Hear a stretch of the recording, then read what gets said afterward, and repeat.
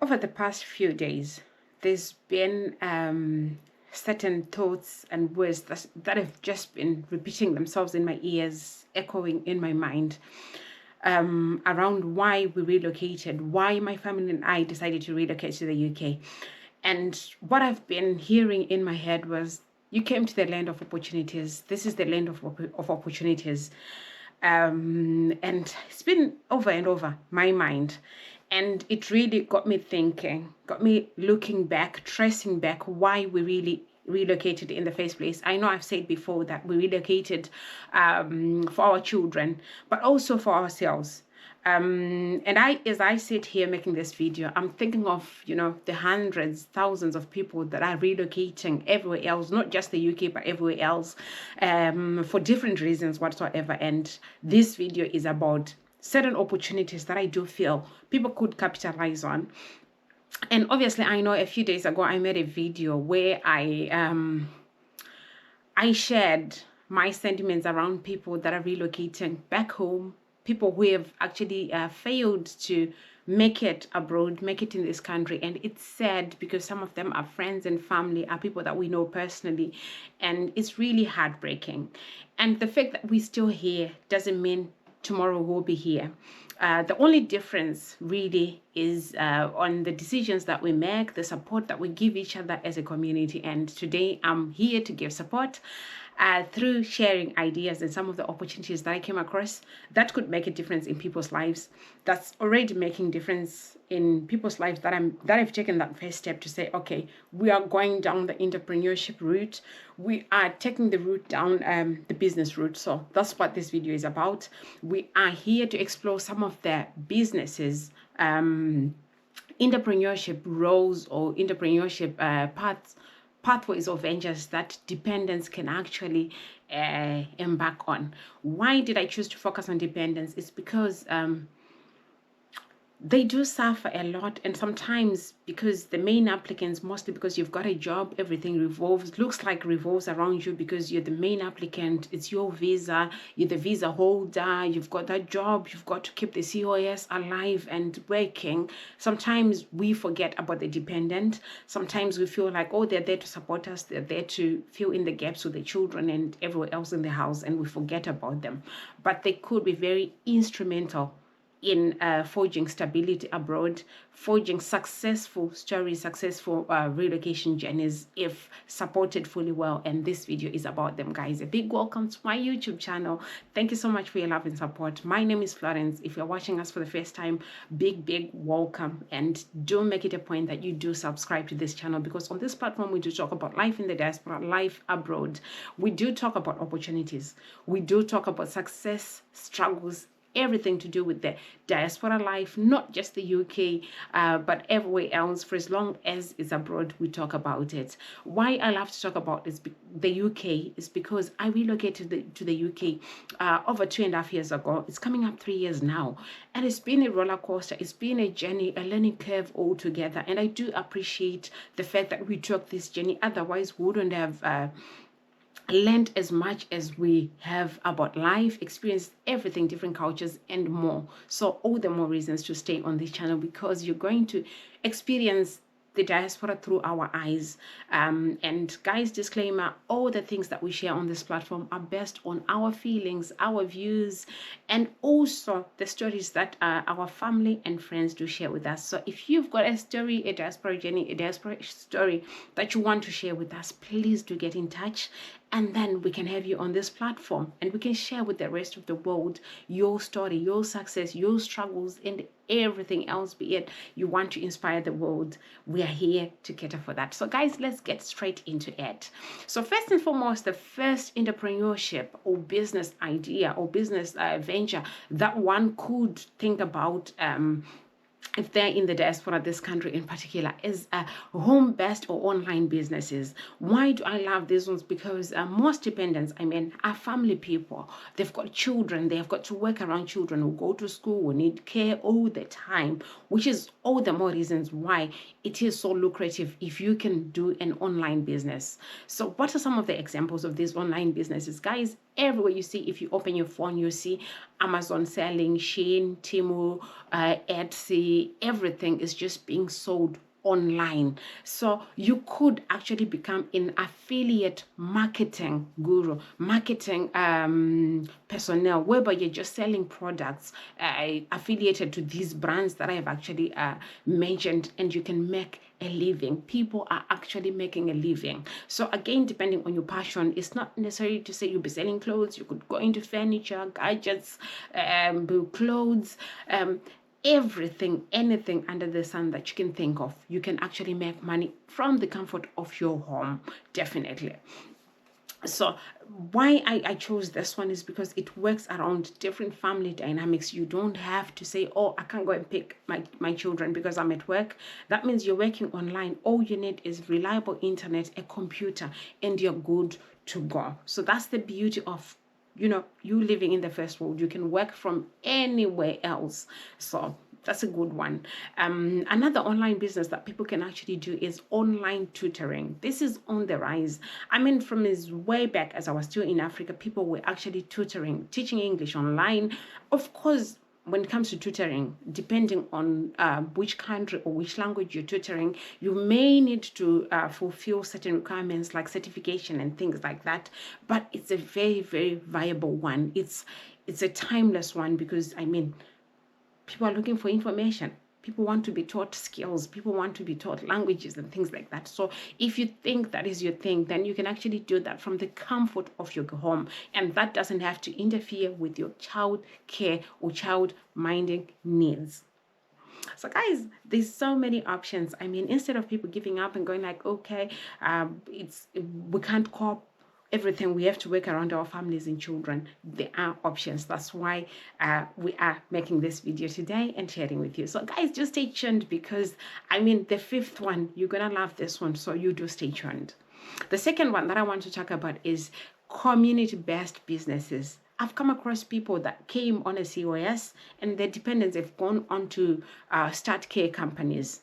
Wow, that's a big one. I know you're thinking the same thing I'm thinking.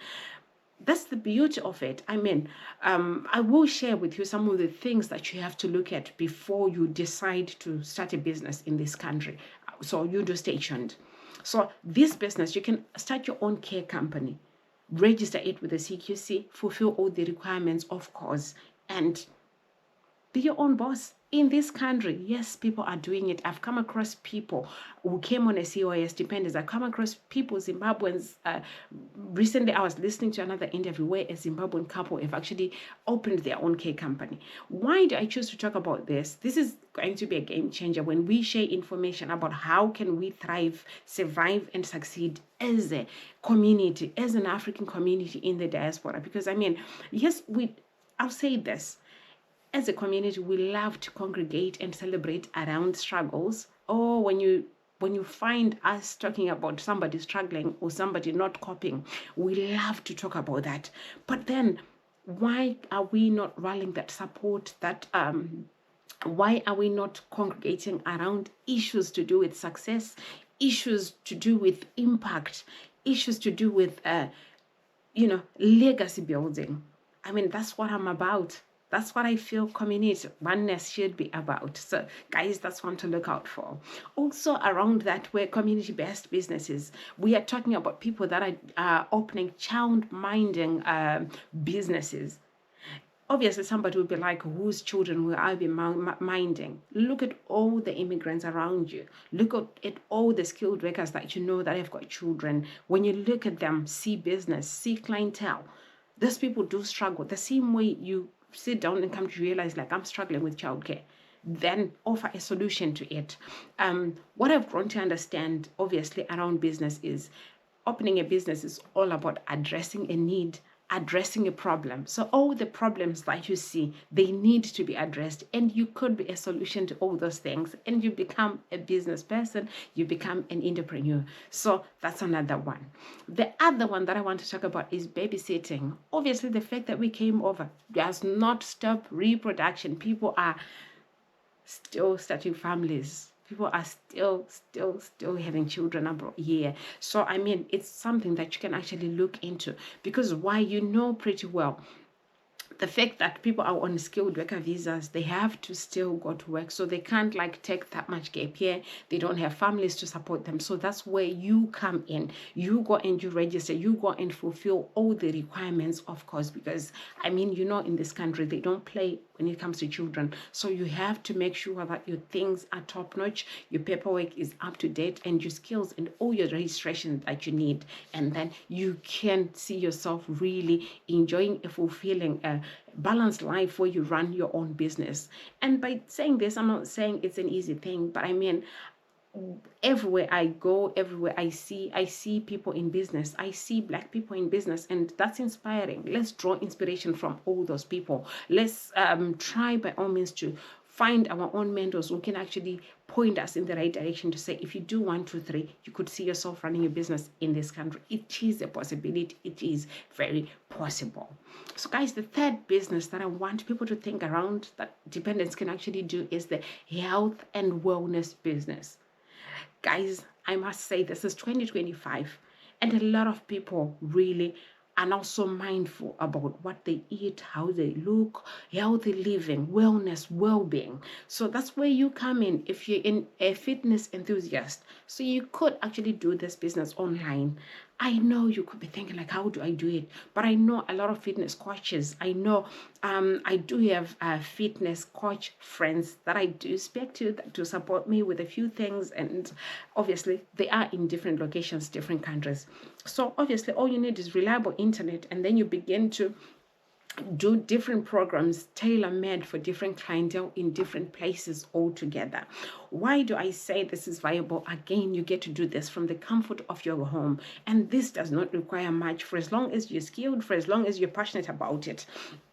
Besides it being a business, there are benefits to you as well as you do it. So we are all about work-life balance, to be fair. So when you find something that resonates or something that works for you, something that can earn you an income and give you the balance and flexibility that you need in this country, honestly, do go for it.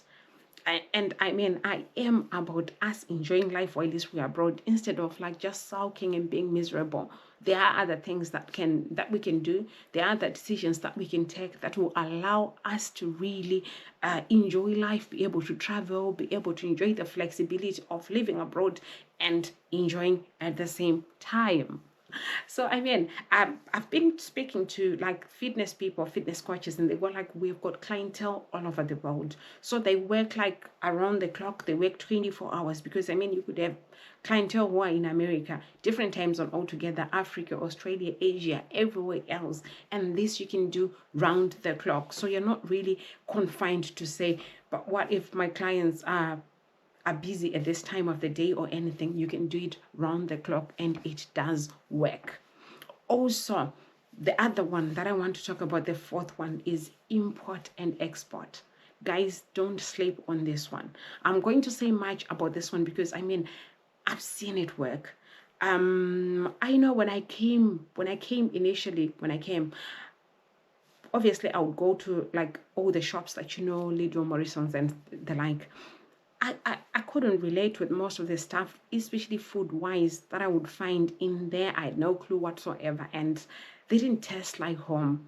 So until somebody said to me, you need to try African shops. And I'm like, African shops? We're in the UK, how does that work? And then I was introduced to these African shops, guys, where you find all sorts, from meat, fish, anything that you can think that you can find from home. Of course, the prices are a bit dear. Why is that so? It's because people do actually import legally and run these businesses. So it's something that you can think of. Of course, where I live, I have like to go on a drive to actually access an African shop, and half the time they are understocked unless you live like in bigger cities and towns. But again, you find 1 or 2 in there. But look at how big our community is. That's something that we can think about, to be honest. Obviously, when we go African, when we think African, I've noticed that most people who run these shops are Asians and some Nigerians. Not so many Southern African people do run these African shops. So you find that you may not find certain things that maybe we do it us from Zimbabwe or someone from Southern Africa or someone from wherever. So again, that should prompt you to say, like, that's a gap, that's a business opportunity, and you can actually do it. The fact that other people are actually doing it should be an eye-opener to us, the newbies, to say, okay, this I can do. The only thing that you need to do is like find out how are they doing it. What is it that I need for me to be able to do this? Whilst we're talking import export, it's not only about bringing stuff into this country. You can actually be exporting British goods, European goods back home. I've noticed, I've realized, like, there are dependents who all have opened like cargo companies, people that are exporting cars, farming equipment, things like that, wagons, dependents like you and me, newbies like you and me. So those are some of the spaces that you could occupy. I mean, I always say this to say there's room and space for everybody. These opportunities are not limited to certain people. All we need to do is like look at things open-mindedly, be open to opportunities, be open to new ideas, be open to new partnerships. And that's the whole point of this conversation, is to say, can we not think around that? I know I do love to share about jobs. I've done a video on jobs, that common jobs that dependents can do. But now we've taken it a notch up to say dependents can actually, on this visa, can actually open or start their own business and thrive. And we are giving examples of some of those businesses. And this is not limited to all the things that I'm talking about. There are other businesses that people can do. But I'm just giving examples, live examples, examples of the things that we see every day, just to challenge someone to say, you go for it, you start it, and you do a good job with it, and you will enjoy, and you will build a legacy for yourself. You will leave a mark on this earth. So that's it about import and export. Of course, it involves a lot of regulation and things like that, but nothing that you cannot overcome, because already there are people who are doing it. So already we've got a template. We've got a reference point to say, oh, if so and so is doing it, so can I. That's the whole point of diaspora life, diaspora living. You don't need to invent the wheel at all. You do not need to invent the wheel. That's just me and how I think. If somebody else is already doing it, then you just need to look at it and say, how can I do it? How can I make it work for me? So the fifth one, guys, I'm so excited about this one. Whenever I drive to our local city or town, because I live in a small place, so I always drive to go to town, I always see a food truck on the side, and there'll be like loads of people just stopping there for food. And I'm thinking, this is regular food. They are always there. If you go in the morning, in the night time, and everywhere, they're always there in that food truck parked there. So which means their overhead costs are quite low. And when I talk about hospitality and food, I know we are a growing community. Immigrant community, Black community, African community, we are growing. And I'm not just limiting it to us, but even if you are from other nationalities or other continents, we are growing as a community. And there's nothing that beats food from home. There's nothing that beats food that you've always ate. So if you are into, if food and catering is your passion, then think about it. There's a lot of occasions where people meet, be it birthdays, be it weddings, be it graduation parties and things like that, or just an ordinary occasion like Christmas, and you want like a proper Christmas dinner. But then obviously when you're thinking, I need to go to the pub, you don't relate at all. I'm that person who, food-wise, I'm not as adventurous, so I do stick to what I've always eaten. But it's so hard sometimes to find food from home, to find restaurants that cater for you, restaurants that cater for the African food, or for the whatever food that you depending on where you come from. So it's another business venture that people could actually think of. I know we do this back home. I know we've got so many food outlets back home. When you just close your eyes and you're thinking food, you come up with 4 or 5 booming places. I'll give an example. I know every year in our Zimbabwean community, there's always the Zim Fest. And to be honest, if I would go there, I wouldn't go there for music, but I would go there for the food. So why can't we have that every day? Why can't we have so many other, so many people going into that direction? I mean, it's paying off. No wonder why everywhere you go, you see restaurants. Everywhere you go, you see food outlets. People cannot survive without food. And soul food, nothing beats that. So it's another venture that you can actually go into. I've seen people that actually cook from the comfort of their home, and they just like provide. Of course, their safety and hygiene things to factor in. You will be guided obviously by your local regulators, local councils, and hygiene people. Definitely. So if you do decide to venture into that food industry, catering and things like that, you have to make sure your paperwork is in place, because we live in the UK. Everything has to be top notch, but it's something that people can actually think of. Also, whilst we're talking food and catering, you could actually start like maybe sharing your recipes and everything that you do online, teaching people to cook these meals online. Because I'll give you an example to say we are raising our children. Obviously, sometimes after time, we never have time to teach them how to cook, how to do this and that, because life is just so busy. So if we could find people that can actually do that, teach them all these things, because we just never know where their passion lies. So there's a window of opportunity. Also, I haven't even explored whereby you begin to cook, you begin to follow your passion, and you're beginning to do that online. There's so many platforms, Instagram, YouTube, and everywhere else, and you begin to do your thing on there. You become an expert and grow on there and start to earn from it. So there is so many opportunities in entrepreneurship, so many things in running your own business. Guys, I haven't left professionals. So the sixth thing, which is why I said hang on until the last one, is when we talk about professionals. I know in our communities we've got human resources experts, accounting experts, marketing experts, just to name a few, IT, web writers, things like that, all sorts of experts. So these people, you can actually venture into consultancy work, whereby you're not working full-time, but you're working as a consultant. You are just addressing the need as you go, just so that you have that balance, just so that you can support your family life, your childcare needs, while you support the main applicant on this visa. Guys, I've always said it to say, this diaspora journey, this diaspora opportunities that we came for, they require us to work together. They require us to support each other, and when we do support each other, definitely it will be a success and you get to enjoy it.